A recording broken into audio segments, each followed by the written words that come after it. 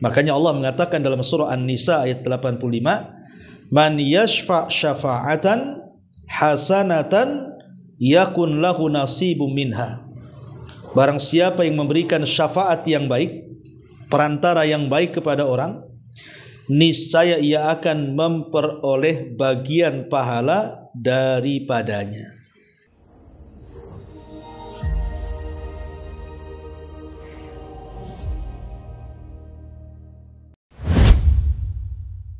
Bismillahirrahmanirrahim. Assalamualaikum warahmatullahi wabarakatuh. Alhamdulillah wassalatu wassalamu ala Rasulillah wa ala alihi wa sahbihi wa mawalah wa la hawla wa la quwata illa billahi wa ba'du. Alhamdulillah, di siang ini kita bisa duduk kembali untuk bertolabul ilmi, dan kita masih membahas tentang jawami'ul kalim, kalimat-kalimat singkat dari Nabi tetapi syarat dengan makna. Termasuk pada poin yang ke-14, berusaha berbuat baik kepada manusia. Kita baca dulu hadisnya, baru kita terangkan. An Abi Musa radhiyallahu anhu anna Nabiy sallallahu alaihi wasallam kana idza ataahu sa'ilun aw talibu hajatin qala ishfa'u tu'jaru wa yaqdiyallahu ala lisani rasulillahi ma syaa. Muttafaqun alaih. Dari Abi Musa radhiyallahu an, bahwa Nabi sallallahu alaihi wasallam bersabda, apabila ada seseorang yang mendatangi beliau meminta atau membutuhkan sesuatu, maka beliau akan bersabda, berikanlah pertolongan kepada dia, niscaya kalian akan diberikan pahala. Dan Allah telah menetapkan segala yang Dia kehendaki melalui lisan Rasulnya sallallahu alaihi wasallam. Taib. Hadis ini adalah hadis yang mengandung prinsip yang sangat besar dan faedah yang sangat agung, di mana seorang hamba diperintahkan untuk berusaha melakukan hal-hal yang baik dan menyebar kebaikan kepada orang. Makanya Nabi sallallahu alaihi wasallam dikisahkan oleh Abi Musa al-Asy'ari radhiyallahu anhu di sini, apabila datang kepada Rasul itu sa'ilun, orang yang membutuhkan sesuatu atau meminta sesuatu, au talibu hajatin, ataupun berhajat kepada sesuatu. Kalau Nabi SAW sanggup mengabulkannya, maka Nabi SAW akan kabulkan. Tapi kalau Nabi SAW tidak sanggup mengabulkannya, maka dia akan menawarkan kepada para sahabatnya dan mengatakan, ishfa'u tu'jaru. Ishfa'u tu'jaru. Berikanlah pertolongan kepada orang yang berhajat itu, niscaya kalian akan diberikan pahala. Artinya, menjadikan wasilah orang lain mendapatkan kebaikan itu berpahala. Umpamanya, ada orang pengangguran ingin cari kerja. Memang ibu tidak punya perusahaan, tidak punya semacam warung gitu ya, yang butuh karyawan, atau usaha-usaha kecil lainnya gitu kan. Tapi ibu punya kawan, mungkin kawannya ini punya usaha, entah laundry, entah mungkin dia punya warung atau apalah. Maka ibu kemudian menghubungkan ke kawan ibu bahwa si fulan berhajat kepada pekerjaan. Akhirnya lantaran ibu dia pun bekerja. Itulah kalimat isfa'u tu'jaru artinya. Isfa'u tu'jaru, karena arti isfa'u itu memberikan syafaat. Maksudnya memberikan syafaat itu menjadi wasilah kebaikan bagi orang lain.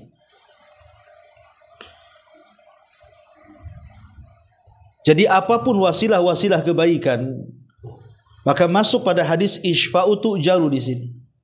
Berilah syafaat atau pertolongan kepada saudaramu, maka kalian akan diberikan pahala, kata Nabi.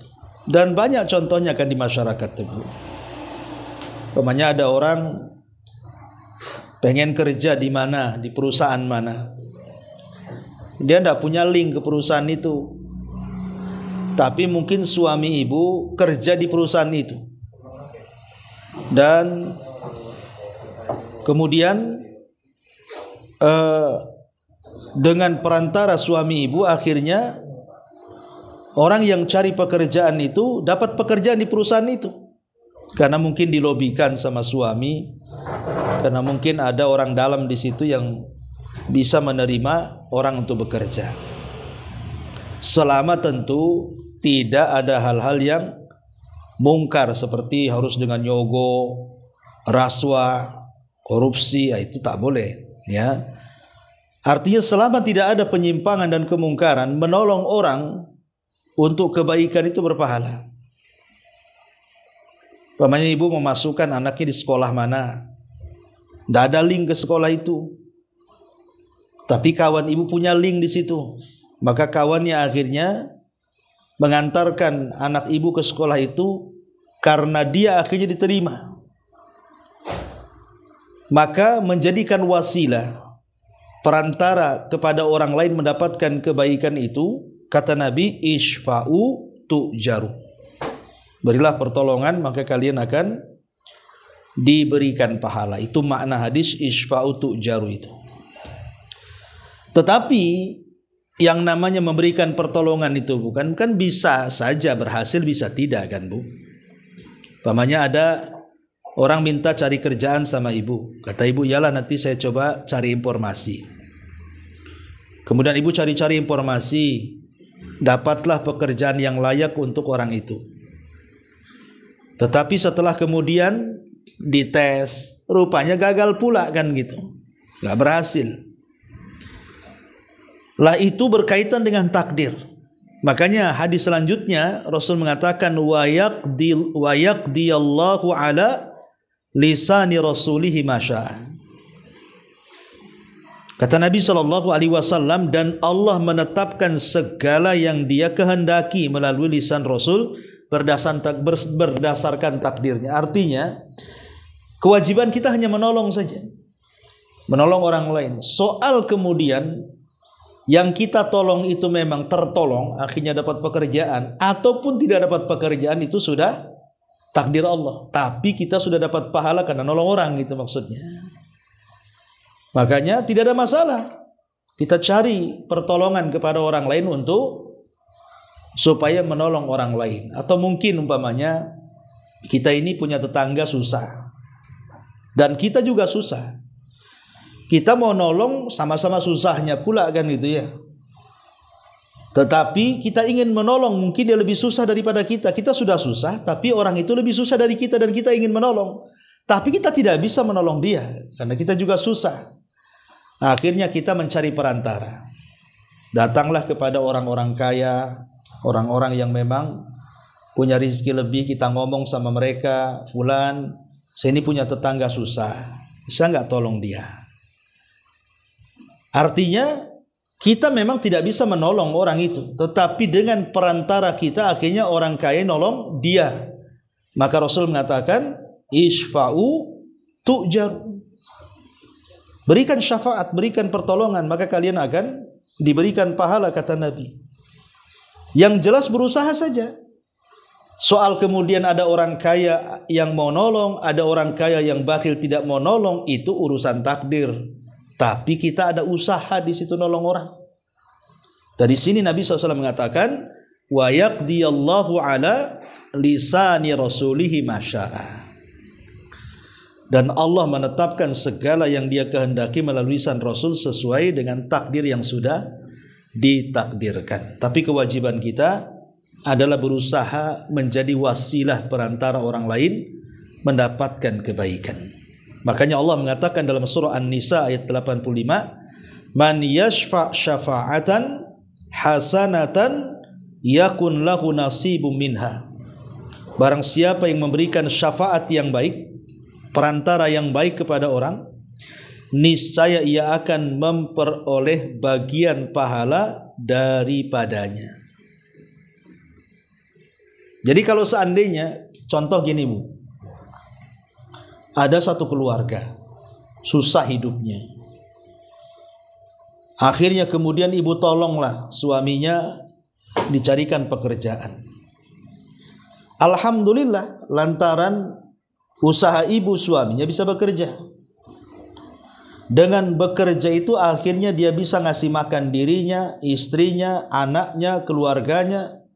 Coba bayangkan, ibu sudah menyelamatkan satu keluarga.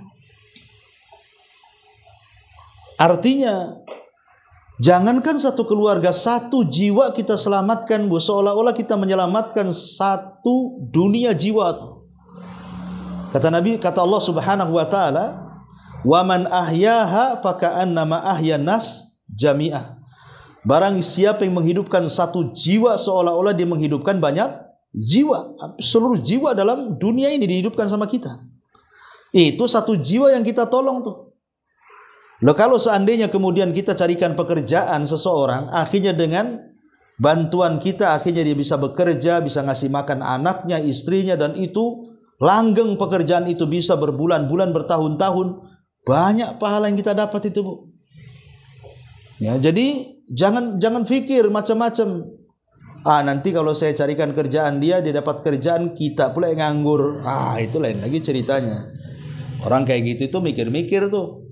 Ya, seorang muslim nggak mikir ke situ. Yang penting boleh jadi dengan menolong saudara kita itu pula membuka pintu rizki kita. Kita kan tidak tahu.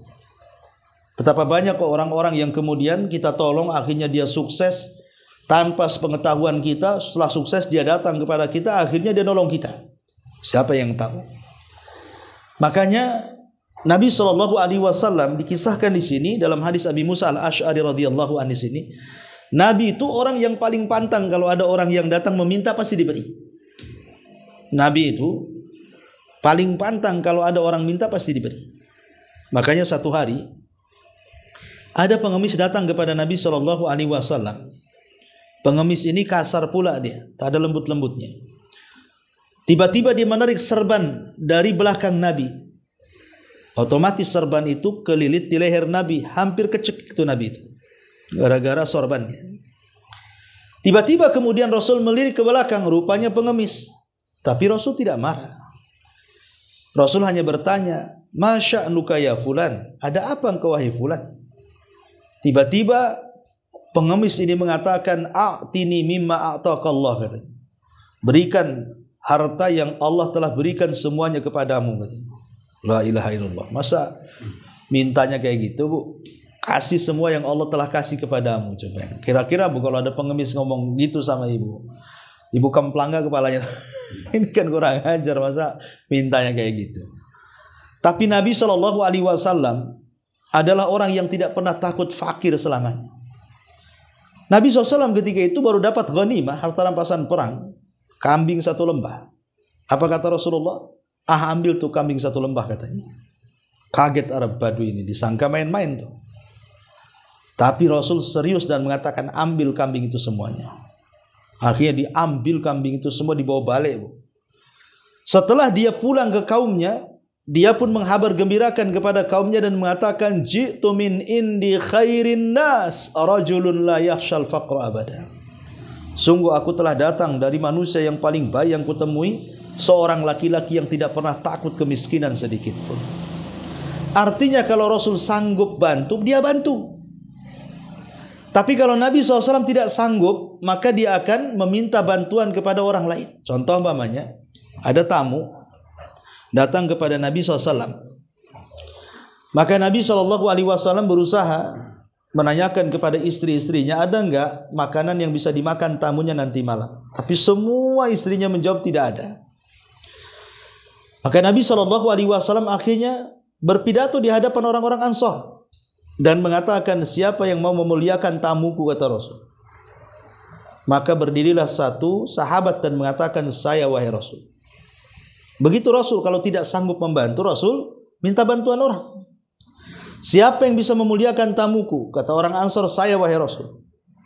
Dalam riwayat Jabir bin Abdullah, Jabir ini dia tidak melihat apakah di rumahnya ada makanan atau tidak. Main saya saja wahai Rasul. Tahu-tahu ketika dia pulang tidak ada makanan kecuali hanya untuk satu orang. Padahal itu jatah anak istrinya. Tapi Jabir mengatakan kepada istrinya, aku sudah berjanji memuliakan tamu Nabi. Maka tolong makanan ini jangan kalian makan. Buatlah anak-anak kalian, anak-anak kamu bermain-main supaya dia lelah letih akhirnya lupa dengan makanan. Dan nanti malam kalau tamu itu datang, berpura-puralah membenahi lampu dan padamkan lampu itu supaya tidak curiga bahwa kita tidak punya makanan kecuali itu.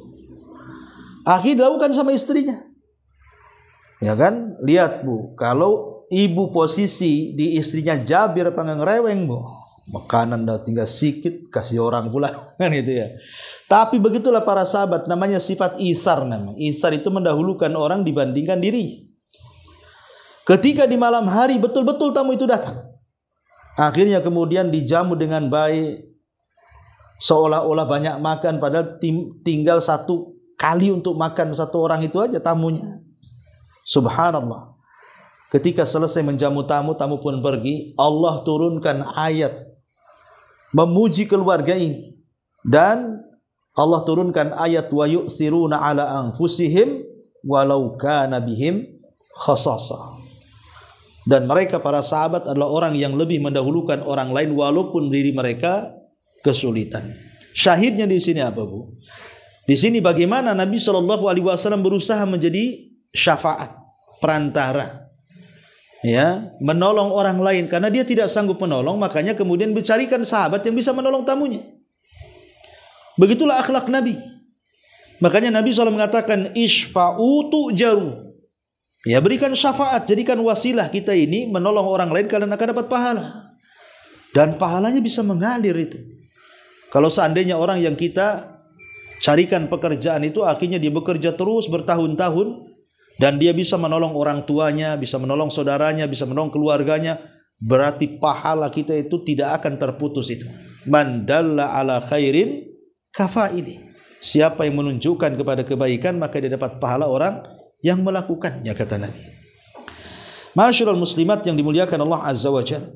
Maka kalau seandainya ada orang yang datang kepada kita meminta pertolongan, kalau kita bisa nolong, tolong. Karena ini amalan yang luar biasa bagi seorang mukmin. Nabi SAW sampai bersabda dalam sebuah hadis dari Abi Qatadah radhiyallahu an, dari Nabi SAW, man sarrahu an yunjiyahu Allahu min kurabi yaumil qiyamah falyatanaffas an mu'sirin aw yadha anhu. Barang siapa yang senang ingin Allah selamatkan dari kesulitan pada hari kiamat, maka bantulah orang-orang yang kesulitan. Bantu orang-orang yang kesulitan itu. Bahkan dalam riwayat yang lain kata Nabi SAW, man naffasa am mu'minin kurbata min kurabid dunya naffasallahu anhu kurbata min kurabi yaumil qiyamah. Barang siapa yang melepaskan kesulitan seorang mukmin di dunia, maka Allah akan lepaskan kesulitan dia pada hari kiamat.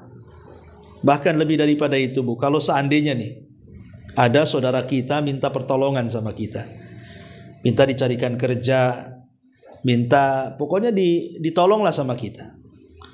Ada hadis yang luar biasa, kata Nabi SAW, man masya fi hajati akhi barang siapa yang berjalan untuk memenuhi hajat saudaranya hatta yuthbitaha, sampai akhirnya betul-betul dia bisa menolongnya, adallahu Allahu azza wa jal bi 75 alfa malakit, maka Allah subhanahu wa ta'ala akan menaungkan padanya 75.000 malaikat yusalluna alaihi, yang mereka bersolawat kepadanya, wa yad'una lahu, dan mendoakan padanya, in kana sabahan hatta yumsi, kalau dia berlaku di waktu pagi maka malaikat akan mendoakan sampai sore.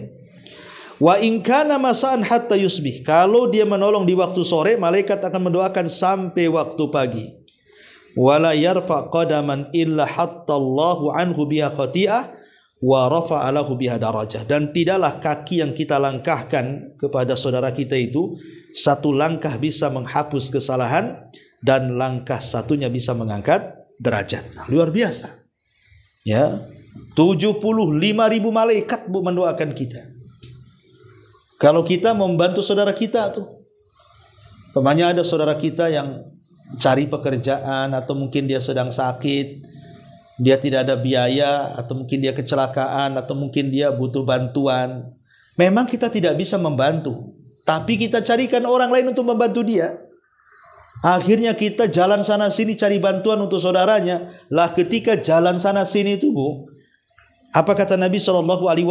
75.000 malaikat itu akan mendoakan kita, bersolawat kepada kita. Arti bersolawatnya malaikat itu artinya memintakan ampun kepada Allah akan dosa-dosa kita, dan mendoakan kebaikan kepada kita.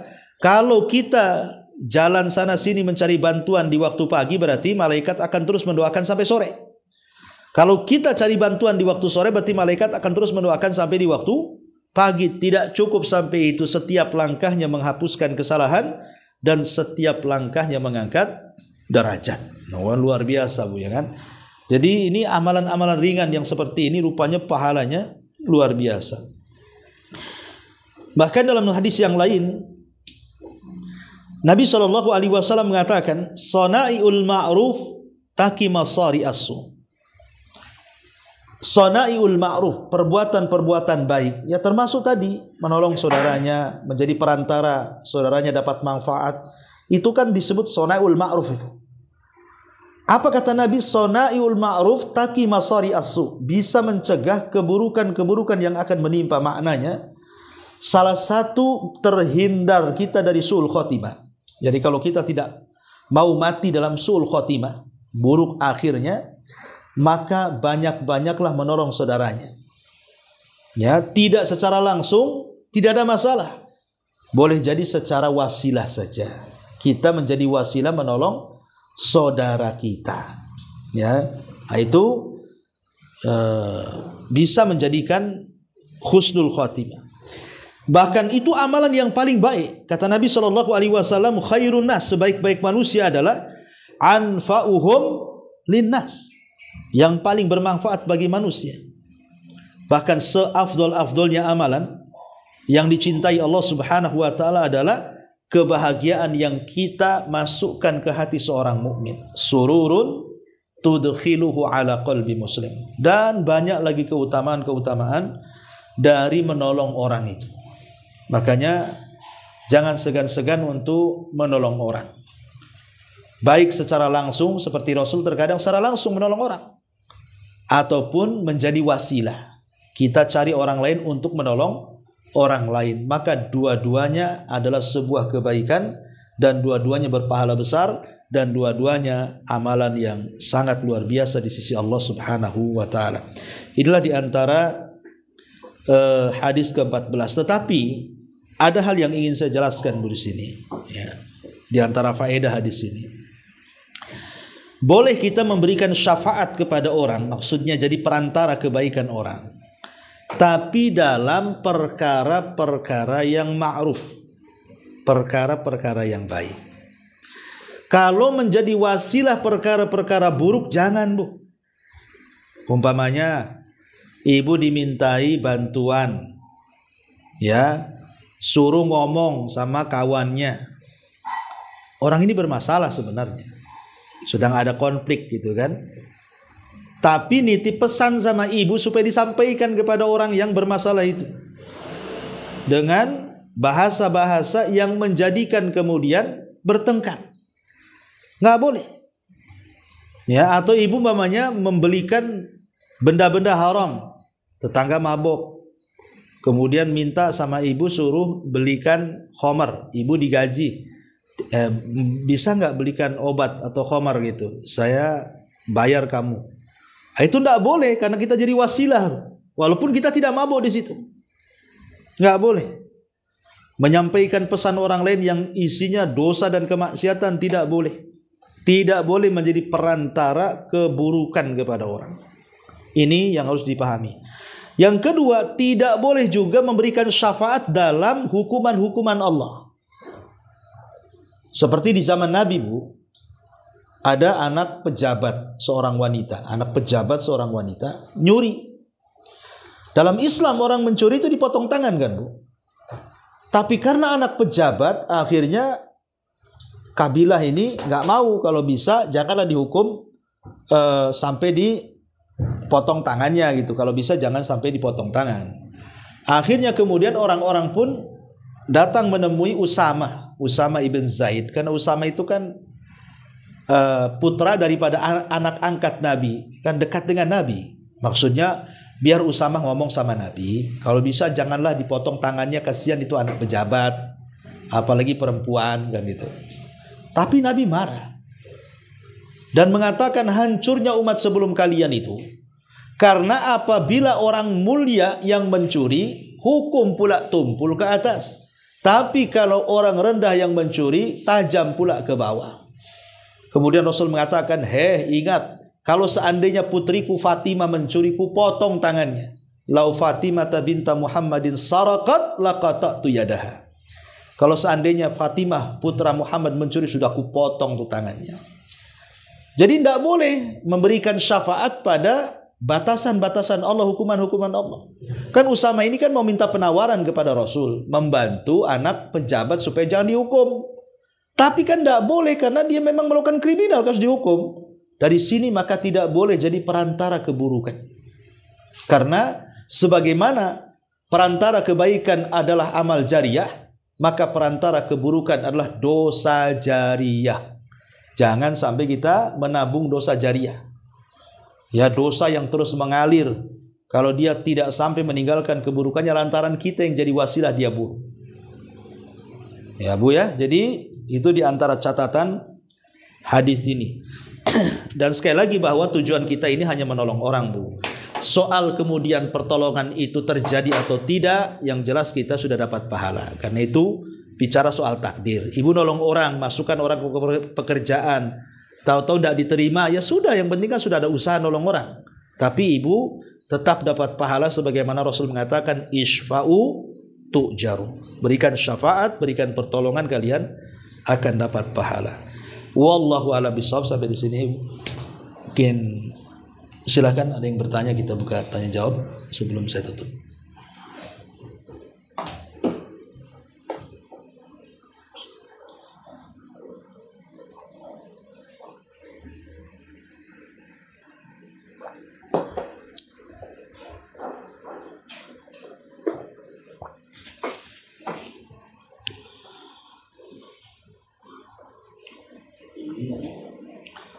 Ada?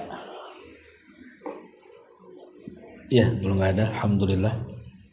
Kita tutup. Subhanaka wa bihamdika, asyhadu an la ilaha illa anta, astaghfiruka wa atubu ilaik. Wallahu ta'ala a'lam. Assalamualaikum warahmatullahi wabarakatuh. Intinya bahwa tolong berakhlak kepada Allah. Membahas tafsir dari surah Al-Imran. Lahirlah Imam Muslim, Abi Dawud, Tirmidzi, Ibnu Hibban. Jadi ketika Yunus alaihi salatu wassalam terkena undian itu,